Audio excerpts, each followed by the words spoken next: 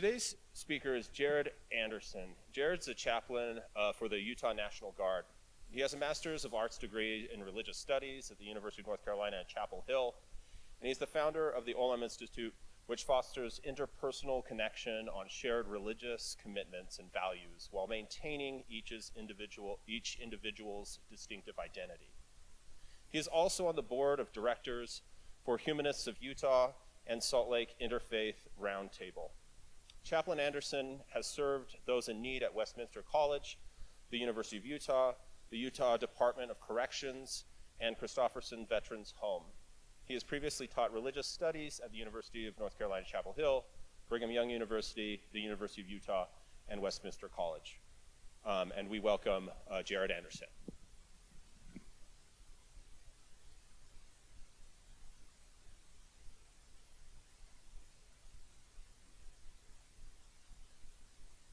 As you see what we're going to be talking about. And I want to spend a few minutes talking about this Captain America uniform that I'm wearing. This is actually the first time that I'm wearing my dress uniform, and it took me 7 years of nonstop work to earn the right to wear this uniform. But that wasn't enough, because even though I paid for this uniform, I am not allowed to wear it unless I am told that I can. So for example, and it gets down to every single detail, my son and I just finished the Norwegian Ruck last weekend, where with 30-pound packs, we hiked 19 miles in 4 hours and 11 minutes. And because I did that, I get this little pin that I can put on this uniform, but not until a general tells me that I can put this pin on my uniform. And one thing that is really interesting about the military is the structure and the intensity of the military. You're thinking, like, how does all of this work? As a military chaplain, I work at the intersection of military and religion, which is pretty much the intersection of everything. When I taught at Westminster College, I would ask my students lots of things, but 2 questions to kind of help them feel the importance and the impact of the topic. The first one, and I'd love to hear from you in the question-answer session, so be thinking about it. Can you name any cultural institution more powerful than religion? When I taught world religions at Westminster, I would offer my students an A on the first day and say, I never need to see you again if you can just answer this one question. And then my second question was, if I want to be a professional good person, what job is that? Surely, if human goodness is so important, there needs to be a job, right? That's being a good person. Not a job that requires you to be a good person, but a professional good person. And I found it. It is a chaplain. Because in our culture, we have outsourced these questions of ethics and goodness and wellness to a large degree to religion. These are the existential questions. I was talking to a field artillery lieutenant a few weeks ago, and she said, it's kind of a cop-out that you just send everyone to the chaplain for everything. You know, like, oh, you're depressed? Talk to the chaplain. You're struggling with your relationship? Talk to the chaplain. You know, you have existential dread because of the patriarchy and capitalism? Talk to the chaplain. And I said, that's actually not really a cop-out, because what we are responsible for as chaplains is the entirety of human experience and beyond, you could say. Because what I do as a chaplain is I companion people in the entirety of existence. So after I taught religion for 13 years, I stacked an entire chaplain career into 7 years. So I simultaneously did 7 years of hospice, 7 years of prison, and 4 years of hospital chaplaincy. And so I have been able to serve and help people in their most intense environments. And for the past year, I've been able to serve for the Utah Army National Guard. I'll come back to that in just a minute. What does this have to do with Wonder Woman, Gandalf, and shirtless actors? My remarks are cosplay your better self. And this uniform that I had to get special permission to wear, I love the fact that religion gets away with lots of things, right? I mean, we have our social norms, but then we see someone dressed like Neo from the Matrix walking down the street, and if it's not Fanax, we're like, oh, they're just a priest. That's totally normal for them to be walking around in a black robe, or walking in a Buddhist robe. I did a Jedi service and I just wore my Buddhist robe. But it's so interesting that the normal rules don't seem to pertain when it comes to religion. And it's similar with the military. Like, I am walking around looking like someone out of the Captain America movie, not coincidental, like these uniforms are based off of the World War II design. And I really love this moment that we're living in right now, where popular culture has gotten mainstream enough that we look at these actors that have gone from The Office to superheroes, and we think, yeah, like I could do something like that. So that's me on Halloween as Mr. Rogers. Badass Mr. Rogers is generally the vibe that I try to go for. But we see lots of different examples of people who are like, wow, I feel really inspired by what these other people have done. So on the left is my friend Brian Madison, who's also a minister. And he says in this, I did not reach my fitness goals to be like a shirtless bounty hunter, so I'm just going to do, something else. And it's not just about physical fitness, this idea of popular culture and its influence. There's a term that I think is the secret to motivation, and this is serious play. Who loves to work and study more than you like to play outside, read, play video games, do your hobbies? No one? What we do because we love to do it is called intrinsic motivation. These are things we do just because we want. We cannot wait to have a break, get through the semester, so we can do more of what we love. And one of the problems of human nature, the challenges of human nature, is that we are more motivated to play than to work.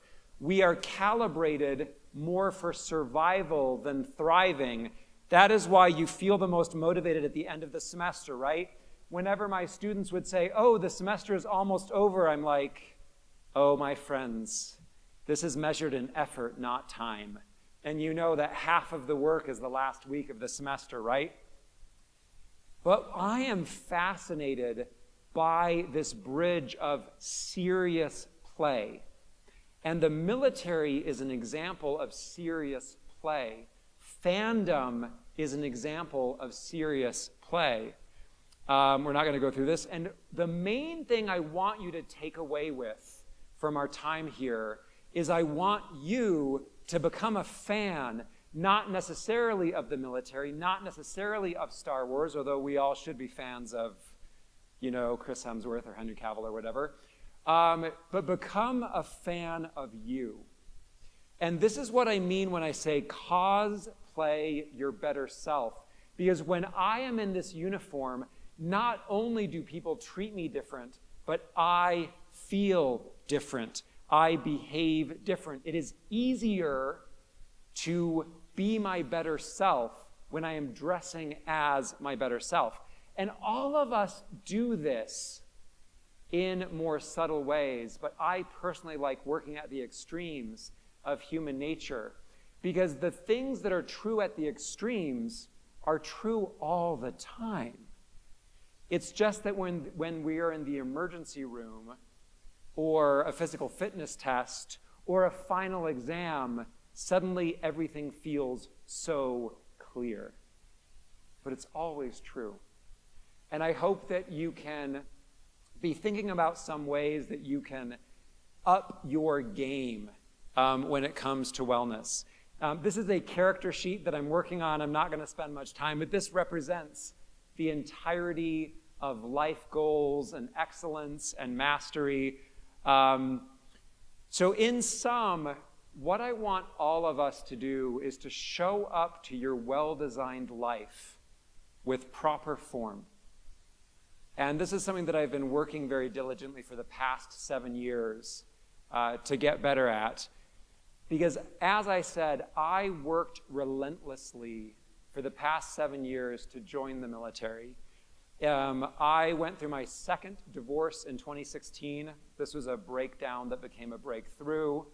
That was kind of my dark night of the soul. And I started feeling this little nudge. Maybe you should join the Army. Maybe you should join the military. And I'm like, really? And I reached out to one of my friends, and I didn't want to do active duty. I knew that. And I reached out to a friend who was an active duty military chaplain.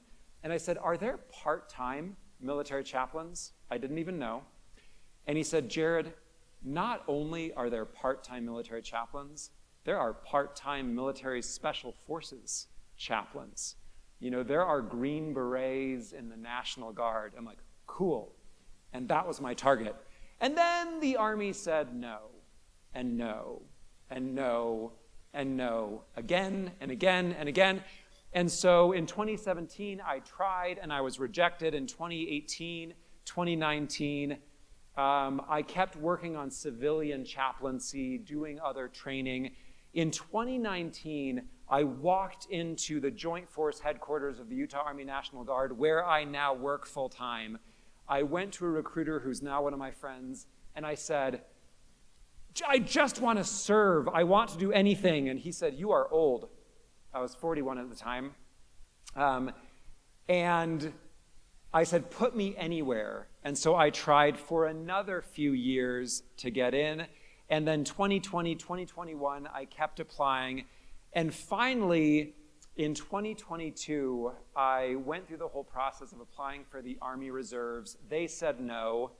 The two reasons why the Army said no is because I was blind and I'm a humanist. We can come back around to that as well. I got eye surgery.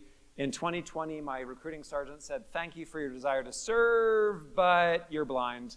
I said a swear word, and I'm going to do it anyway. So I got eye surgery the next month, waited 6 more months, reapplied, finished divinity school, and I finally was able to commission as an officer in the Utah Army National Guard last year. And here I am now. And the reason I share my story is because I want to share with each of you some things that I have learned from the best of the military. And in a word, the military is about readiness. I have spent the past 7 years helping people in their most intense moments.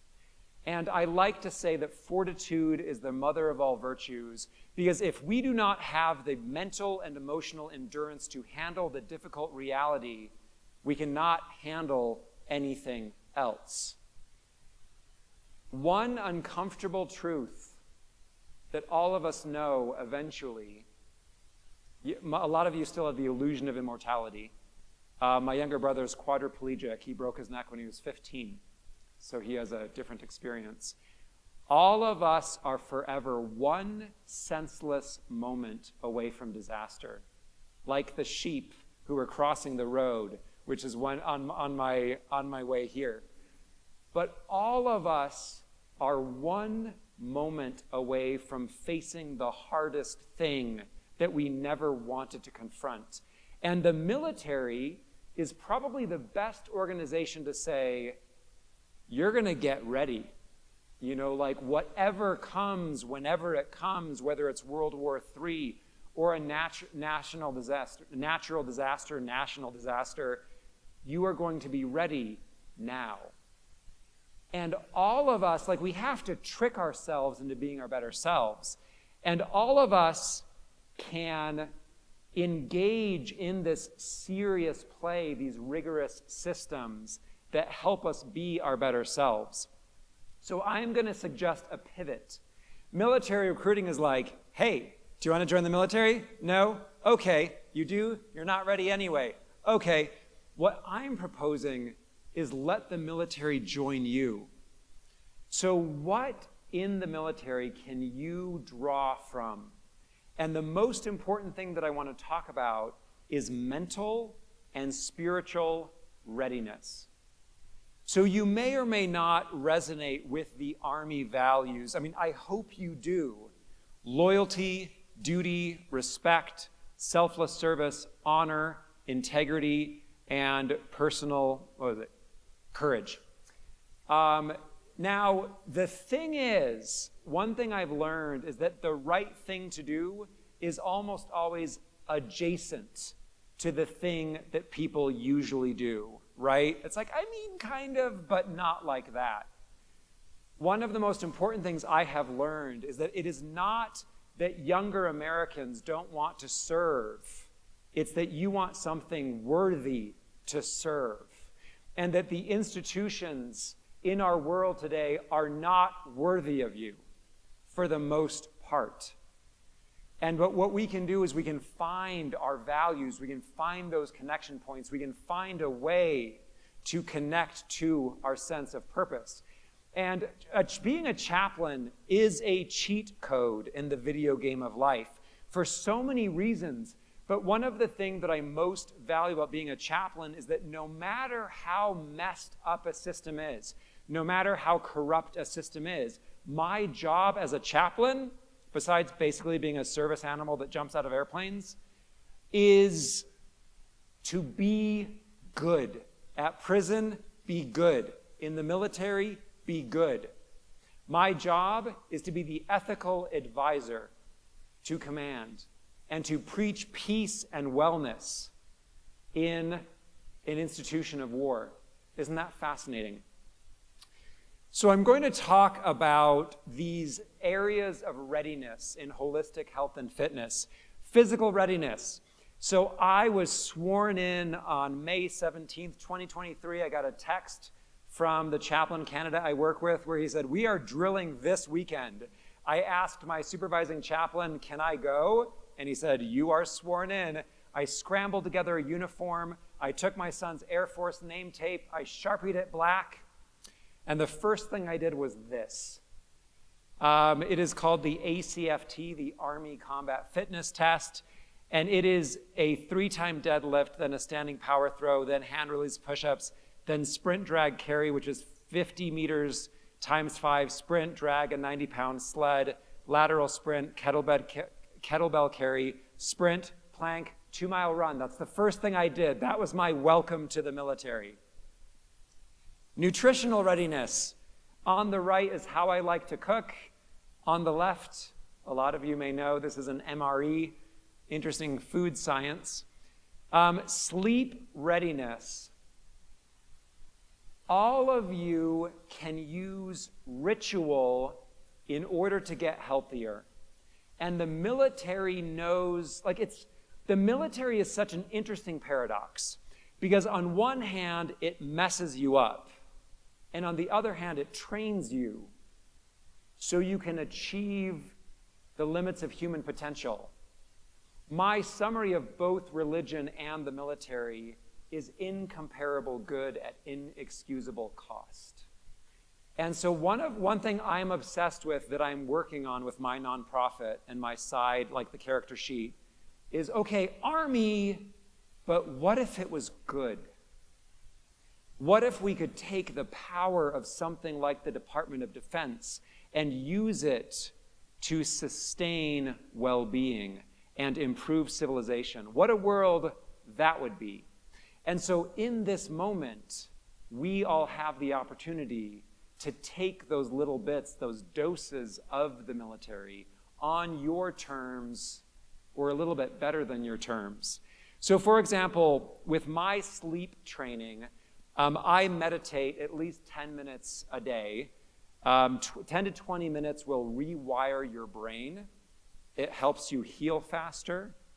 It will rewire your nervous system.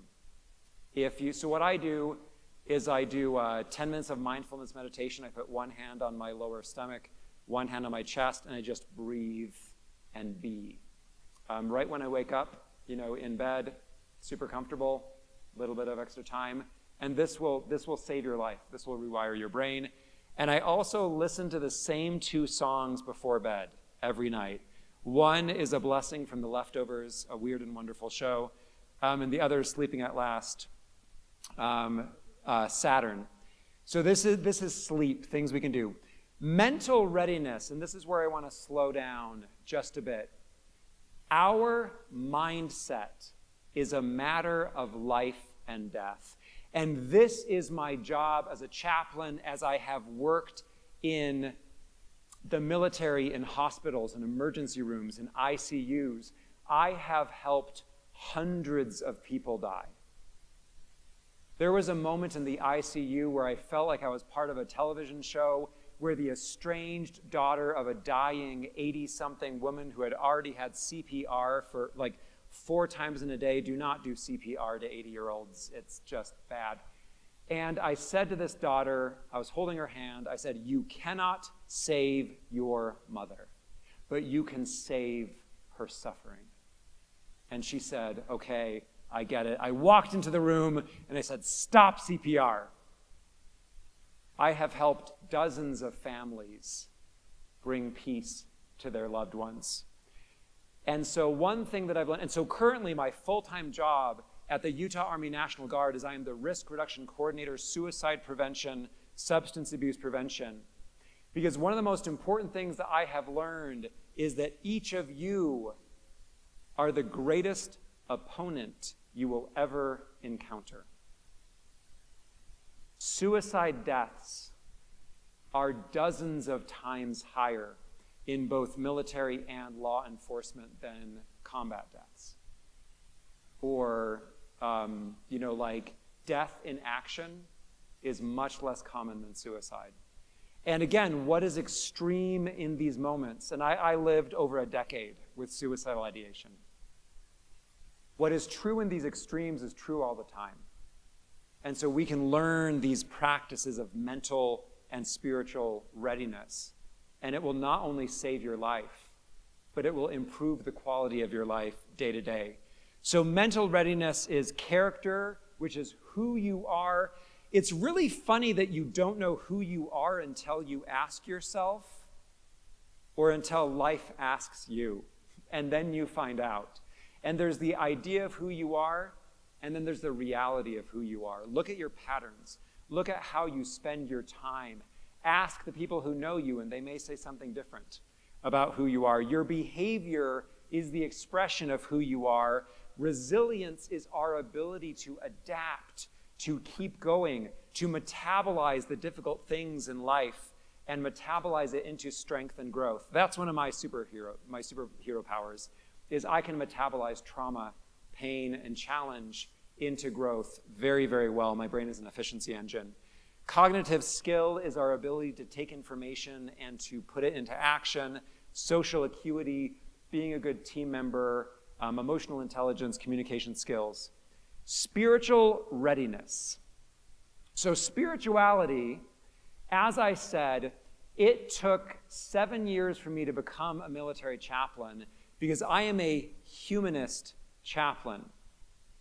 And what is a humanist, you may ask, or not? but a humanist is every one of you. Because being a humanist is having a human-centered approach to life. Academia is very humanist. Banks are humanist. Economics is humanist. Politics is humanist. Arts is humanist. Everything is humanist except religion, which is the only aspect of human culture that has convinced humans that it's not an aspect of human culture. But I'm not talking about religion. I'm talking about spirituality. Lisa Miller wrote The Awakened Brain. She also did the research behind spiritual readiness. Spiritual readiness is your sense of purpose, meaning, values, connection. Spirituality has an 85% protectiveness factor against depression and self-harm. Spirituality is literally a miracle pill. But the challenge of spirituality is that because it isn't the same thing as going to church, not that anyone would know that here in Utah, right? It's confusing because you can lack spirituality by not going to church, and you can lack spirituality by going to church. One of my friends runs the organization, the Military Association for Atheists and Freethinkers, and he has been trying to get humanist chaplains into the military for 20 years.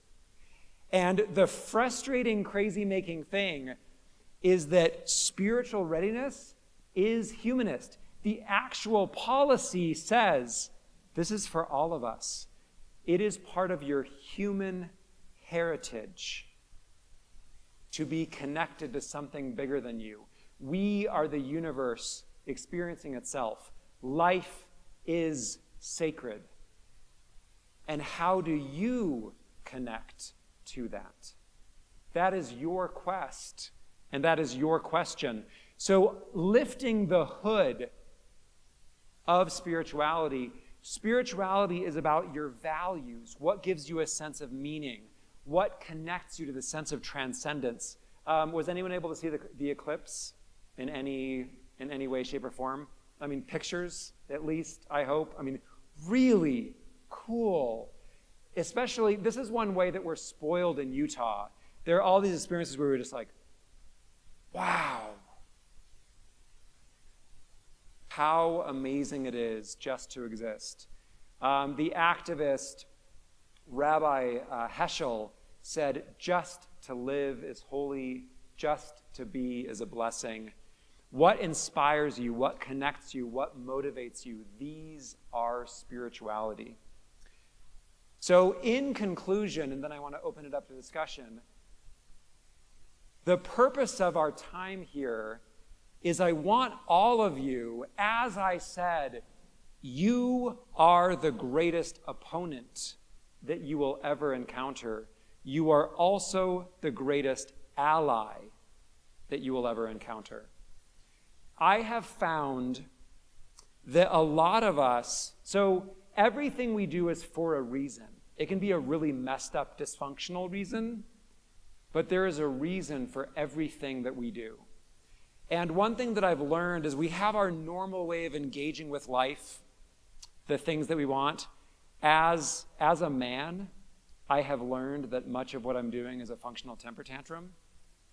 That was hard to face and to realize, as someone with a subsidized existence and entitlement, it was really something to compensate for that. So one thing I've learned is that we have our engagement, and then that's like a fuel bucket. Then we have an extra fuel bucket that we save for resistance and avoidance and blaming and temper tantrums, but that's also fuel. So at any given point, you can be like, oh, I can use my man-baby temper tantrum fuel to just clean the house and do my laundry and do what I'm supposed to be doing, So this is another takeaway, is all of you have access to strength and resources more than you're aware of and more than you are engaging with. And so similar to the military, for all of us, life will demand of each of you more than you ever thought you had to give. And so what we can do, what we can opt into, not do the things you want, but do the things you are glad to have done, and to train yourself to live at that higher level. Thank you.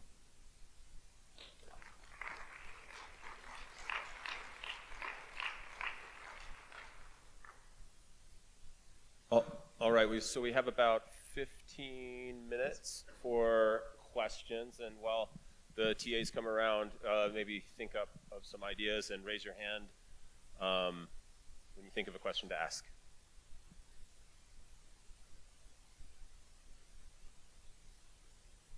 Yeah.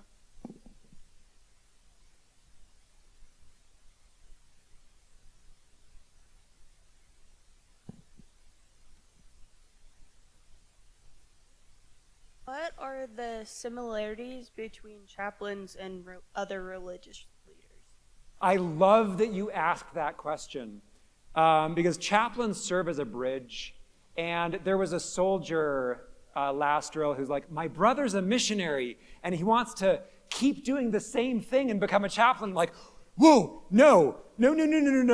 A chaplain is the opposite of a missionary. Because so a minister or a religious leader is like a poster child for the ideal version of that religion, right? Whether it's a bishop or a pastor or whatever, it's like, I want to be like them. You know, I want people you admire in your faith community. They're like the best members of their faith community, right? Like the Dalai Lama is a very famous Buddhist leader.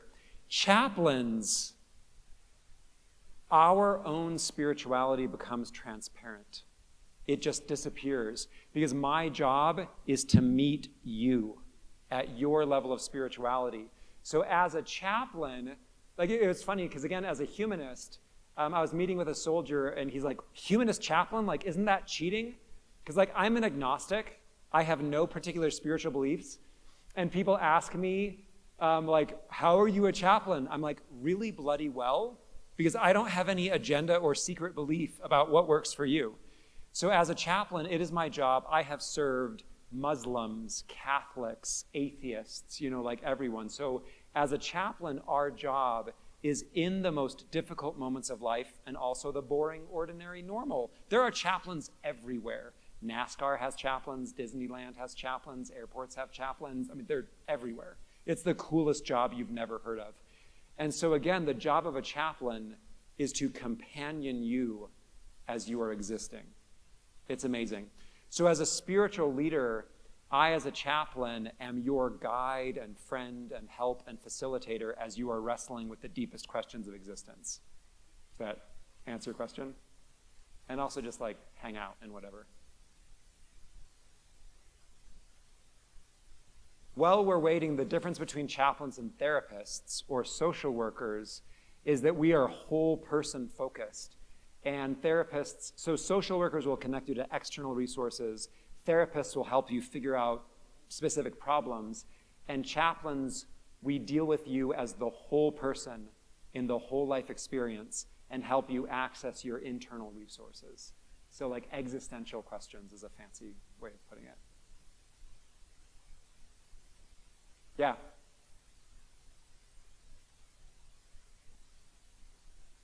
Is this on? Okay. Would you describe to be humanist as a theology or like a belief system? Love it. I love that question. So I have a Master of Divinity, which is hilarious, but it's not made up any more than anything else. And I had a class in constructive theology, so I went through all of divinity school as a humanist. And so theology is a word that describes this system of understanding of the fundamental reality, right? And so there can be humanist theology. And so I wrote my own humanist theology. So for example, in my theology paper, it's like, what are we saved from and what are we saved to? And so my answer was, humans are profoundly disappointing and systems are profoundly corrupt. And so we need to be motivated, incentivized, and empowered to be our better selves. And so for me, humanist salvation is accessing our better selves through better systems. But I love that. So it's a worldview, but there are theological implications of that worldview. Definitely a $10 question. It's awesome.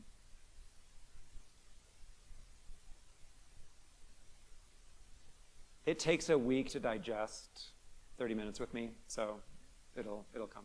And I'll make sure that everyone can get a hold of me. Like, I'd love to send out an email or something where someone can like reply, and I'll do that. But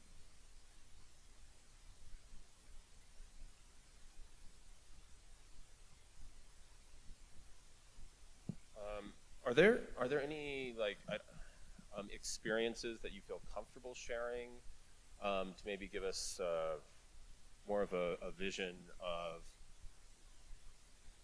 I don't know, a story that really is an experience that's really stood out to you while working with people, whether it is in the correctional facility or with the National Guard, that could maybe give us more of a tangible understanding of what chaplains do in general. yeah, so so one of the most memorable stories, so the way that I anchor myself in the work that I do is I say it's true whether or not I'm looking, right? People are like, how can you handle such difficult, heavy things? I'm at Primary Children's Hospital at the moment, so I literally deal with dying babies and children, and that's my side job, like my side job. One of the most complex cases that I ever dealt with was a patient who had a stroke, and for 2 days, he was wedged between his mattress and the wall in the basement of his daughter's home, dying. Well, his daughter was just having her weekend. And I helped the family process that. It's called moral injury, where we are hurt not so much by what happens to us, but what we see, what we're a part of, and what we do, whether or not we're aware of that. And so the way that I talked to this daughter, so her dad died. Her dad died with her hypothetically knowing that she could have saved him for over 2 days, right? Except she couldn't, right? And we get into this coulda, woulda, shoulda. And I have talked to a lot of prisoners. And in a word, as a chaplain, I help people move to acceptance and to move from like why me to what now by accessing things like values and this sense of narrative congruence. So one thing that I said to this daughter is I said, like, I can only imagine like how haunting it is to be sitting by your dad in the ICU with, knowing that he suffered for these 2 days as you were just going about your life. But the fact is, your relationship with your dad was such that not talking to him was part of your normal. And that is what it is. In a word, the military mindset is stoicism. And Buddhism also has this idea of any resistance is a waste of energy. And my dad and older brother were bipolar schizoaffective. And I was raised by a narcissistic, sociopathic military police officer. My first memory is being handcuffed to my crib. And so in order to just be okay, I have had to develop an extreme level of my own resilience and wellness practices. And so one thing that I have done is I have removed almost all resistance from my own process to the point where I don't even say I'm sorry. I apologize when people are like, oh, I'm really sorry that's happening. I'm like, I'm not. That is a waste of energy. It's like, this is what it is. Like an emergency room, it's like, okay, this is what's happening. And my job as a chaplain, again, is to help people as quickly as possible have that cognitive reframing is the fancy way of putting it, but having that mindset shift. We call this an epiphany. All of us have had this experience, right? where your situation doesn't necessarily change, but you have this aha moment that makes it feel different. And the most important thing that I've learned in my work is that all of us have access to these aha moments. So like really, I hope that helps give a sense. Another thing that is very meaningful for me is to working in the ICU, helping family members take their loved ones off life support. And this is why the idea of the thing versus the reality of the thing is like my fundamental lens. Also systems theory, like we are part of big, complex clusters. And so we need to move with proper form within those complex systems of injustice and oppression, and also just complexity. And so the way that we think of the way that we do things, it is a matter of life and death. And it's not just in our heads. Really quick, one of my favorite studies is they were working with a bunch of hotel housekeepers. Not a very glamorous job, right? Cleaning up in a hotel. And only half of them, they said, did you know that your job qualifies as an exercise regimen? Only that half lost weight and got healthier. Because the way that we think about what we are doing, down to our breath, changes the way our bodies respond. And so as a chaplain, so for example, in the ICU, what you're thinking, the idea of the thing is, oh, I want to save my loved one, right? Whereas the reality is, that's not a realistic option. The only thing you're actually doing is increasing and prolonging their suffering. And so the sooner we can have that fortitude to accept reality as it is, and then constructively engage with reality, you've won the game of life. Like, it's really powerful.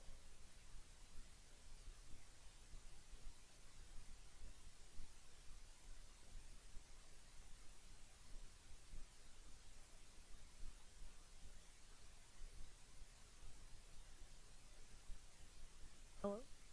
Oh. How do you handle grief? I love that question. One, I'm a professional sad person. Everyone's seen Avengers, I hope. Good full circle. Remember that moment in the first Avengers where Captain America says, time to get angry, time to get angry to Bruce Banner. Does anyone remember what Bruce Banner's line was? He says, that's my secret, Cap. I'm always angry. So this is part of my secret, is I'm always grieving. So one of the purposes of life, besides to live it, like as a humanist, I believe in life before death. We can talk about that some other time. The purpose of life is to facilitate the flow of feelings and experiences through our body and make the most of them. I'm going to tell you a ritual that will extend your life. I have to talk about a shower for a minute, if that's okay. It's like when you're in the shower, taking a shower is one of the most powerful things that we do. It's a very powerful ritual. And as you're in the shower, check in with what you're feeling. Is it grief? Is it relief? Is it anxiety? And say, this grief is flowing through my body like this water. This water is my grief going down the drain. Isn't that beautiful? And your body just will feel better. Even more than a chaplain, I'm a wellness architect. My very favorite interventions are the ones you don't need to understand and you don't need to agree with. They just work. So how do I handle grief? I journal compulsively is one of them. But my three favorite assessment questions are, what is it like to be you? What do you want to do about it? What do you need? Isn't that beautiful? I call my approach to life coaching minimal wellness, because one of the paradoxes of this like influencer culture and these like life coaches is like, well, the reason you're depressed is because you aren't doing yoga before your green smoothie and like visiting Bali on a paid sponsorship. Instead, in my wellness work, I like asking, what's the least you can do? What is the least you can do to feel better? What is the least you can do? Like little video games on my phone saved my life when I was suicidal. I mean, another, again, different topic. Like, I am made of resilience, but also my baseline is excruciating. Like, being conscious just hurts. And so I've had to develop rigorous practices to just to function. And so I have had to develop rigorous habits, including journaling and meditating and exercise and things like that, just to feel okay day to day. And so you put me in an extreme environment where I'm helping people on the edge of life and death, and I feel calm. I'm plugged in. Like, I'm made for it. And so the way that applies to everyone is, again, like, what is it like to be you? I mean, I have heard of people who are like human golden retrievers who are happy all the time. I mean, I don't really resonate. But like, what is it like to be you? What do you want to do with it? And what is your way to manage and to even thrive with that? But one reason is, like, don't resist it. Let everything flow through you. And that is the paradox, is that it's very similar to jumping in a cold, pool or something like childbirth. If you don't resist, it actually decreases the pain. So just like leaning fully into the thing, including grief, helps it metabolize through us faster. So I don't really have a choice, is one answer. I think that was a good question to end on. And so if we could, I know that Chaplain Anderson will be here and happy to talk to anybody if they want to come right after we discuss. So let's give a last round of applause for Jared Anderson. Right.